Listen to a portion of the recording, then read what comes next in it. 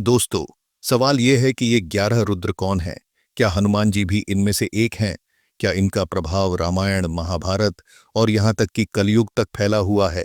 और सबसे बड़ा रहस्य, क्या ये रुद्र आज भी हमारे बीच हैं या वे केवल पुराणों की कहानियों में जीवित हैं?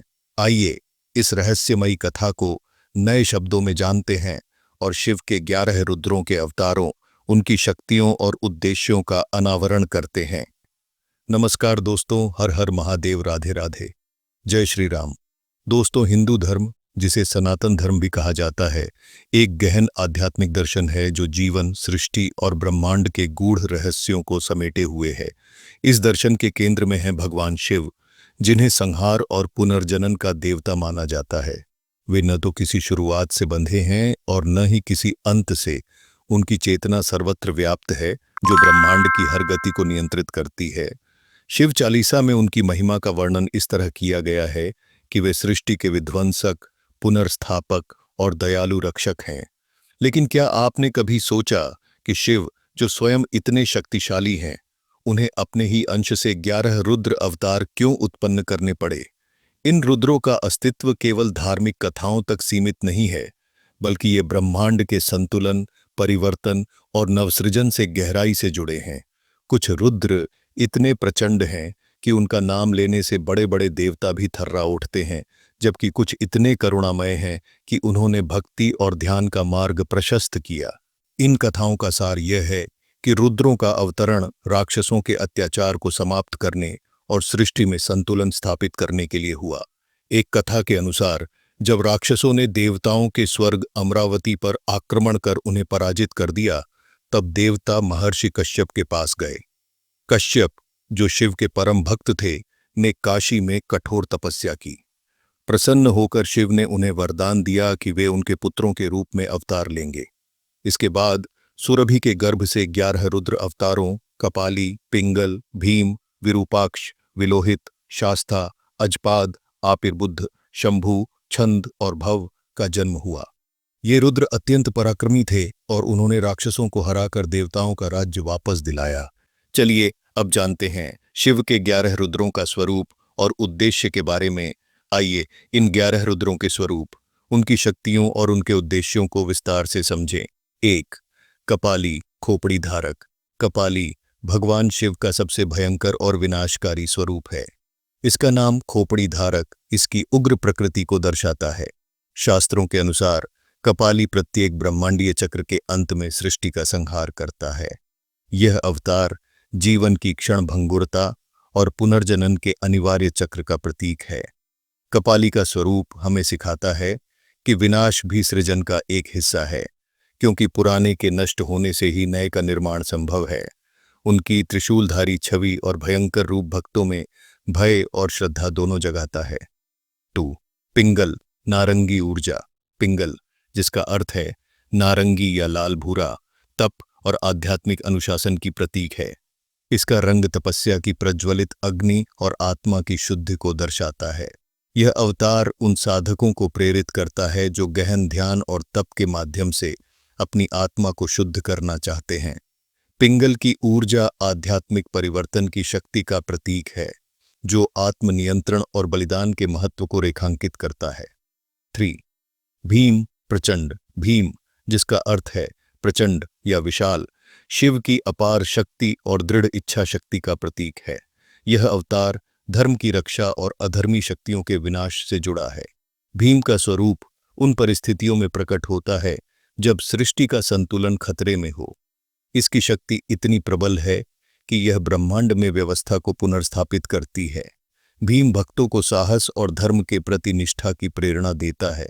4. विरूपाक्ष, तिरछी आंखों वाला। विरूपाक्ष, जिसका अर्थ है विकृत या तिरछी आंखों वाला, शिव का वह रूप है जो सामान्य दृष्टि से परे देखने की शक्ति रखता है। यह अवतार ब्रह्मांड की गहरी सच्चाइयों और छिपी वास्तविकताओं को समझने की क्षमता का प्रतीक है। विरूपाक्ष साधकों को आध्यात्मिक मार्ग पर अंतर्दृष्टि और दिशा प्रदान करता है। इसका स्वरूप हमें सिखाता है कि सत्य को देखने के लिए हमें अपनी सामान्य दृष्टि से ऊपर उठना होगा। 5. विलोहित, लाल। विलोहित, जिसका अर्थ है गहरा लाल, जीवन शक्ति और सृष्टि की गतिशील ऊर्जा का प्रतीक है। इसका रंग रक्त और जीवन के जुनून को दर्शाता है। यह अवतार सृष्टि की गतिशीलता, परिवर्तन और तीव्रता से जुड़ा है। विलोहित हमें जीवन की निरंतर बदलती प्रकृति और उसमें निहित ऊर्जा की याद दिलाता है, जो सृजन और संरक्षण का आधार है। 6 अजपाद, अजन्मा स्वामी। अजपाद, जिसका अर्थ है जो जन्म से परे है, शिव की शाश्वत और अमर प्रकृति को दर्शाता है। यह अवतार आत्मा की उस अविनाशी प्रकृति का प्रतीक है जो जन्म और मृत्यु के चक्र से मुक्त है। अजपाद हमें परम सत्य की ओर ले जाता है, जो सृष्टि और संहार से परे शिव का मूल स्वरूप है। यह साधकों को आत्मा की अमरता की अनुभूति कराता है। 7वां शास्ता, हथियारधारी। शास्ता शिव का योद्धा रूप है, जो विभिन्न हथियारों से सुसज्जित है। यह अवतार धर्म की रक्षा और अधर्म का नाश करता है। शास्ता की शक्ति ब्रह्मांडीय व्यवस्था को बनाए रखने और न्याय स्थापित करने में प्रकट होती है। इसका स्वरूप भक्तों को साहस और धर्म के प्रति कर्तव्य निष्ठा का संदेश देता है। 8 शंभु, कल्याणकारी। शंभु शिव का दयालु और करुणामय स्वरूप है, जो भक्तों को आशीर्वाद और मार्गदर्शन प्रदान करता है। यह अवतार सृष्टि के पोषण और संरक्षण के पहलू को दर्शाता है। शंभु भक्तों को उनकी आध्यात्मिक यात्रा में सहायता और शांति प्रदान करता है, जिससे वे अपने लक्ष्य की ओर अग्रसर हो सकें। 9 छंद, उग्र। छंद, जिसका अर्थ है उग्र या जुनूनी, शिव की तीव्र और शुद्धिकरण करने वाली शक्ति का प्रतीक है। यह अवतार नकारात्मकता और अशुद्धियों को नष्ट करता है, जिससे आध्यात्मिक विकास का मार्ग प्रशस्त होता है। छंद की ऊर्जा साधकों को नवीनीकरण और परिवर्तन की प्रेरणा देती है। तन, भव, ज्ञानदाता। भव ज्ञान और आध्यात्मिक शिक्षाओं का प्रतीक है। यह अवतार मानवता को दिव्य ज्ञान प्रदान करता है और सत्य की खोज को प्रेरित करता है। भव का स्वरूप हमें आत्म जागरूकता और ब्रह्मांडीय सत्य की समझ की ओर ले जाता है। 11 आपिर्बुद्ध, वज्रपात। आपिर्बुद्ध, जिसका अर्थ है वज्रपात या बिजली, शिव की अचानक और परिवर्तनकारी शक्ति का प्रतीक है। यह अवतार आध्यात्मिक जागृति का संदेश देता है और साधकों को अप्रत्याशित परिवर्तनों के लिए तैयार करता है। आपिर्बुद्ध का स्वरूप हमें जीवन में गहरे परिवर्तनों की स्वीकृति सिखाता है। चलिए अब जानते हैं रुद्रों की पूजा और उनके महत्व के बारे में। भगवान शिव के 11 रुद्र अवतार हिंदू धर्म की आध्यात्मिक प्रथाओं और अनुष्ठानों में गहराई से समाहित हैं। इन रुद्रों की पूजा भक्तों को शक्ति, सुरक्षा और आध्यात्मिक उन्नति प्रदान करती है। प्रत्येक रुद्र विशिष्ट गुणों और शक्तियों का प्रतीक है, जो जीवन के विभिन्न पहलुओं से जुड़े हैं। उदाहरण के लिए, कपाली का भयंकर स्वरूप भक्तों को जीवन की नश्वरता और संहार की आवश्यकता की याद दिलाता है, जबकि शंभु का दयालु रूप भक्तों को करुणा और आशीर्वाद प्रदान करता है। रुद्रों की पूजा में रुद्राभिषेक एक महत्वपूर्ण अनुष्ठान है, जिसमें रुद्र मंत्रों का जाप और शिवलिंग पर जल, दूध, दही, शहद और अन्य पवित्र द्रव्यों से अभिषेक किया जाता है। यह अनुष्ठान न केवल भक्तों की आंतरिक शुद्धि करता है, बल्कि उन्हें रुद्रों की शक्ति और कृपा से जोड़ता है। रुद्राष्टकम और शिव तांडव स्तोत्र जैसे भजनों का पाठ भी रुद्रों की महिमा का गान करता है। खासकर शिव तांडव स्तोत्र, जिसे राक्षस राजा रावण ने रचित किया था, शिव के उग्र और भक्तवत्सल स्वरूप को दर्शाता है। इस स्तोत्र का पाठ भक्तों में भक्ति और शक्ति का संचार करता है। महाशिवरात्रि जैसे पर्व रुद्रों की पूजा के लिए विशेष महत्व रखते हैं। इस दिन भक्त उपवास करते हैं, शिव मंदिरों में पूजा अर्चना करते हैं और शिव चालीसा, रुद्र सूक्त या अन्य मंत्रों का सामूहिक पाठ करते हैं। कुछ भक्त रुद्रों के विशिष्ट स्वरूपों की साधना करते हैं, जैसे कि भीम की पूजा साहस और शक्ति के लिए या भव की पूजा ज्ञान और आत्म जागरूकता के लिए।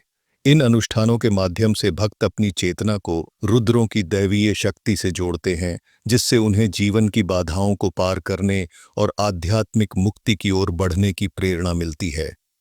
रुद्रों की पूजा न केवल व्यक्तिगत साधना को बल देती है, बल्कि सामाजिक और ब्रह्मांडीय संतुलन को भी बनाए रखने में मदद करती है।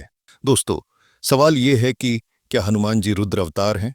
हनुमान जी को हिंदू धर्म में भगवान शिव के रुद्र अवतार के रूप में व्यापक रूप से पूजा जाता है। रामायण में उनकी कथाएं उनकी अपार शक्ति, भक्ति और भगवान राम के प्रति अटूट निष्ठा को दर्शाती हैं, जो शिव के रुद्र स्वरूप की विशेषताओं से मेल खाती हैं। पुराणों और लोक कथाओं में हनुमान को शिव का अंश माना गया है। रामचरितमानस में तुलसीदास जी ने हनुमान को शंकर सुवर्ण, शिव का पुत्र कहा है, जो इस विश्वास को और पुष्ट करता है। हनुमान जी की शक्ति और भक्ति छंद या भीम जैसे उग्र रुद्रों के गुणों से मेल खाती है। उदाहरण के लिए, उनकी असीम शक्ति, जैसे लंका को जलाना या पर्वत को उखाड़ लाना, भीम की प्रचंडता को दर्शाता है, जबकि उनकी भक्ति और आत्मसमर्पण छंद की तीव्रता और शुद्धिकरण शक्ति को प्रतिबिंबित करता है। इसके अलावा हनुमान जी का ध्यान और तपस्वी स्वरूप पिंगल के तप और आध्यात्मिक अनुशासन से भी जुड़ा हुआ है। कुछ कथाओं में यह भी कहा जाता है कि हनुमान जी शिव के अवतार के रूप में राम की सेवा के लिए अवतरित हुए, ताकि धर्म की स्थापना में सहायता करें। हनुमान चालीसा का पाठ और हनुमान मंदिरों में पूजा इस विश्वास को और मजबूत करता है। भक्त हनुमान जी की पूजा न केवल शक्ति और साहस के लिए करते हैं, बल्कि भक्ति और आत्मनियंत्रण के लिए भी। इस प्रकार हनुमान जी का स्वरूप रुद्रों की बहुमुखी प्रकृति को दर्शाता है, जो उग्रता और करुणा का अनूठा संगम है। चलिए अब जानते हैं, क्या रुद्र आज भी हमारे बीच है। रुद्रों का प्रभाव केवल पुराणों या प्राचीन कथाओं तक सीमित नहीं है। उनकी चेतना युगों युगों तक फैली हुई मानी जाती है। कुछ पौराणिक कथाएं बताती हैं कि रुद्रों ने विभिन्न युगों में अवतार लिए। उदाहरण के लिए परशुराम, जो विष्णु के अवतार माने जाते हैं, कुछ विद्वानों द्वारा शिव के रुद्र स्वरूप से भी जोड़ा जाता है, क्योंकि उनकी उग्रता और धर्म की रक्षा का स्वभाव भीम या शास्ता जैसे रुद्रों से मेल खाता है। इसी तरह हनुमान जी को रामायण में रुद्र अवतार के रूप में देखा जाता है। क्या रुद्र आज भी हमारे बीच है? यह एक ऐसा प्रश्न है जो आध्यात्मिक और दार्शनिक चिंतन को जन्म देता है। कई विद्वान और भक्त मानते हैं कि रुद्रों की शक्ति और चेतना समय और स्थान से परे है।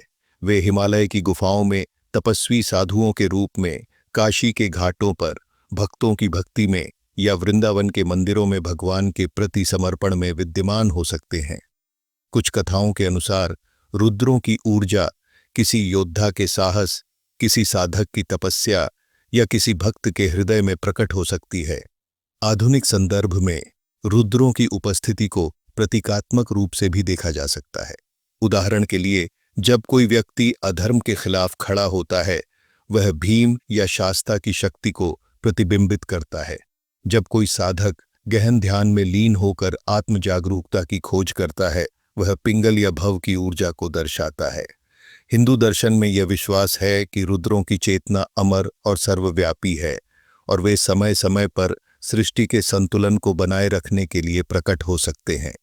हो सकता है कि किसी अनाम साधु, किसी भक्त या आपके आसपास की किसी सकारात्मक ऊर्जा में रुद्रों की शक्ति सुप्त हो, जो सही समय पर जागृत हो। दोस्तों, भगवान शिव के 11 रुद्र अवतार सृष्टि, संरक्षण और संहार के चक्र को दर्शाते हैं।